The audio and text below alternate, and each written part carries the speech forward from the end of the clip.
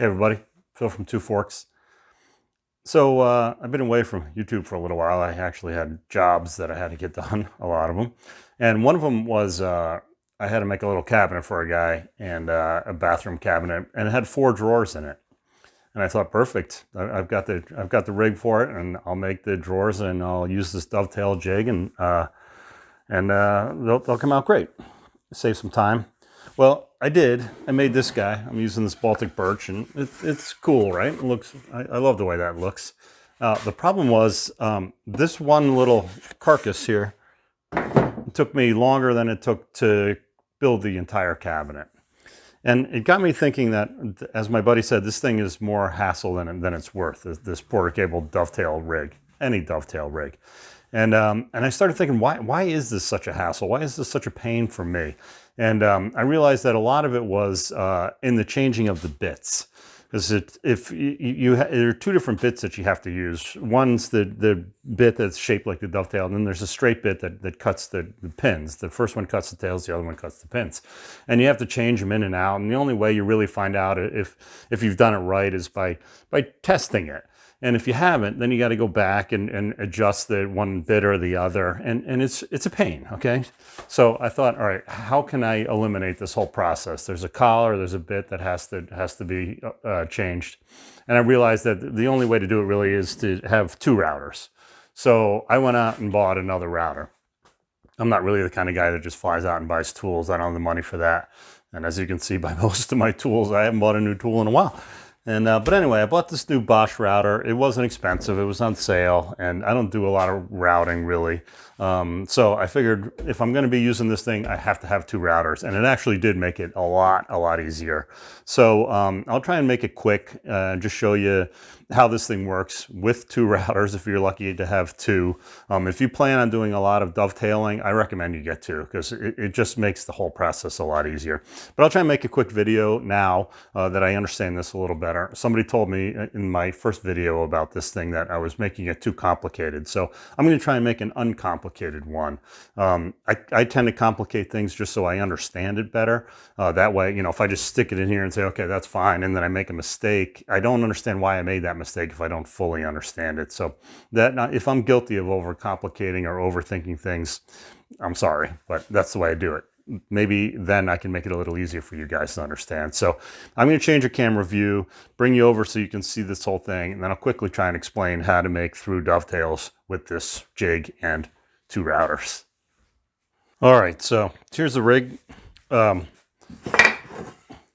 want to use material that's for your backer board, the piece that goes in here, that's the same thickness, same stock preferably, but make sure it's the same thickness because it's important.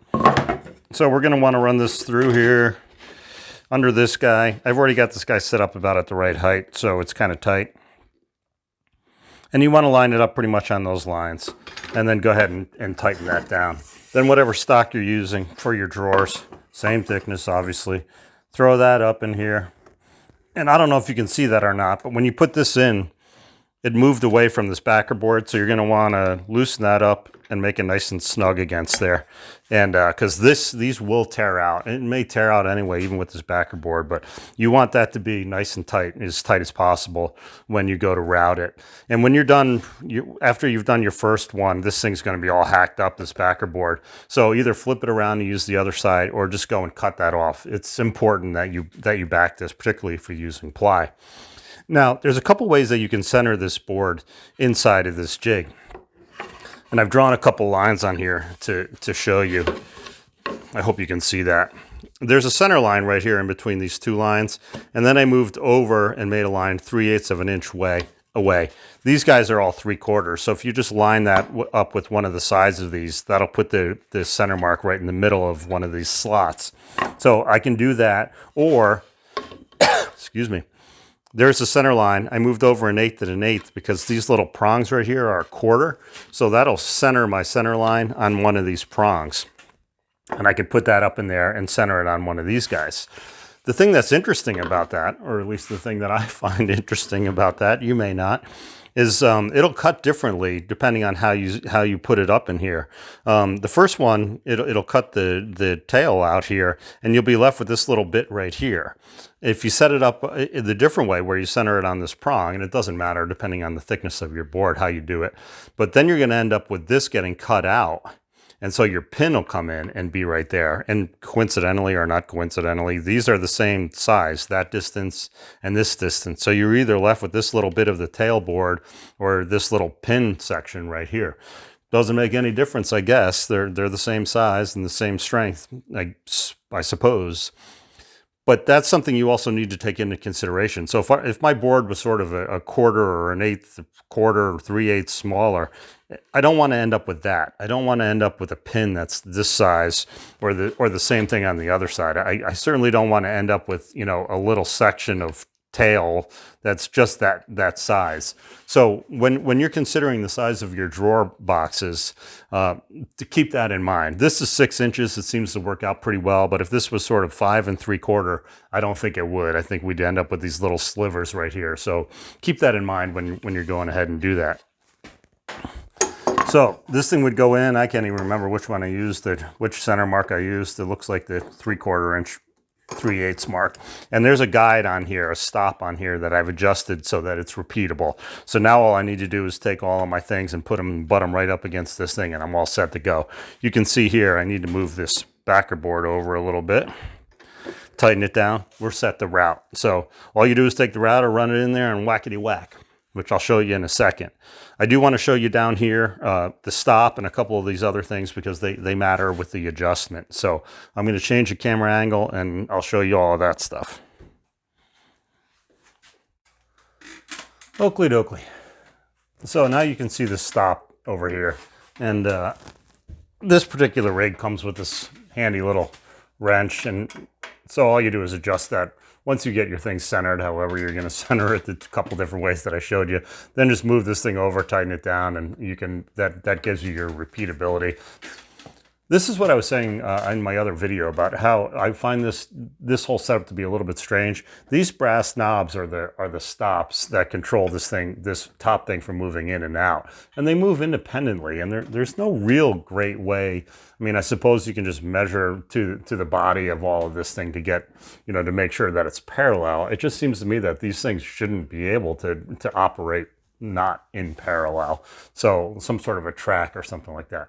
Again, I think that's me overcomplicating it again. But so anyway, that's how this thing gets adjusted in and out. Again, for the tails, it doesn't make any difference because we're just routing straight ahead and it doesn't really matter how far we go. But when we get to the other ones, it does matter. And again, I'll show you that. But that's how this is all set up, how the height of this is all raised and lowered. It's just these wheels. And again, this little deal down here is the stop. This thing is what tightens the board in and out. So let's route something. Let's make some noise and some sawdust.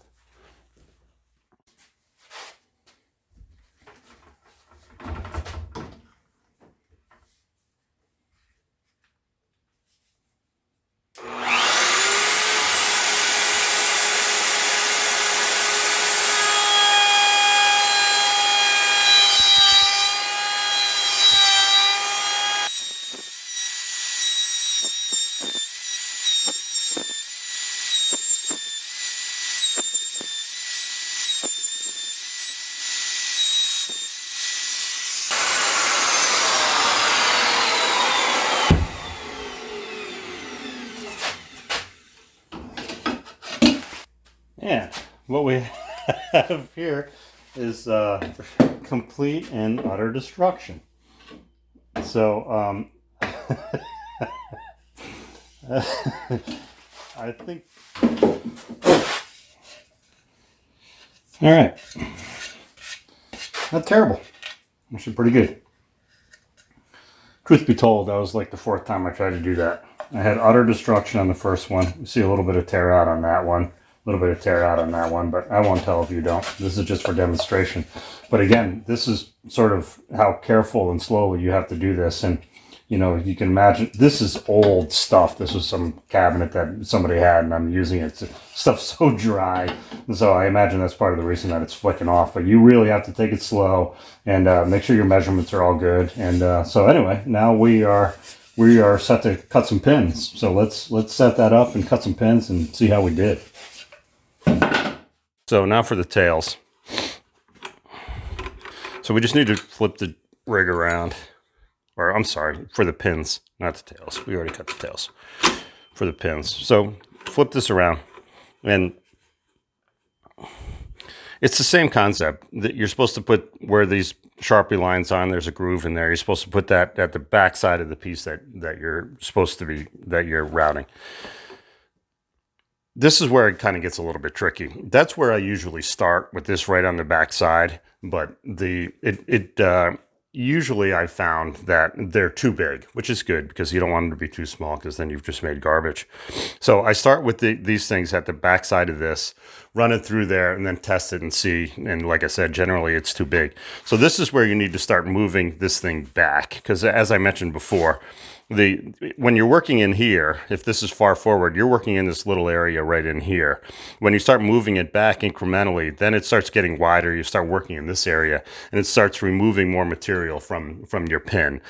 And this is, I guess, where it gets tricky, is how to move that back and what kind of increments. Again, you're down to these brass knobs, and you just have to sort of turn them a quarter turn or a half turn at a time and route it. And this is where I think this could be improved upon. Like if this rode on some sort of a track that had increments on it, whatever kind of measurement you want, millimeters, 30 seconds, 16ths, whatever it was, and this, you could just click it back, then you could keep sort of some kind of track of how far you've moved it back. This way, all you're doing is turning the knobs, whatever it is, a half inch, a quarter turn, whatever, and to move this thing back. That's where I think this gets a little bit sloppy. But nonetheless, I don't want to overcomplicate it. So just move it back slightly each time until you eat enough away that the pins slide into the tail smoothly. All right, so let's give it a shot. Let's see if we can route this.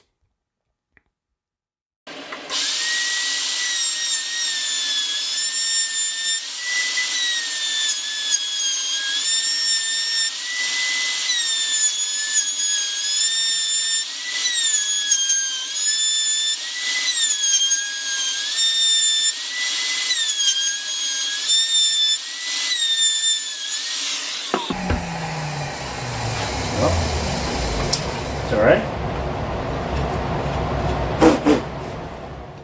All right.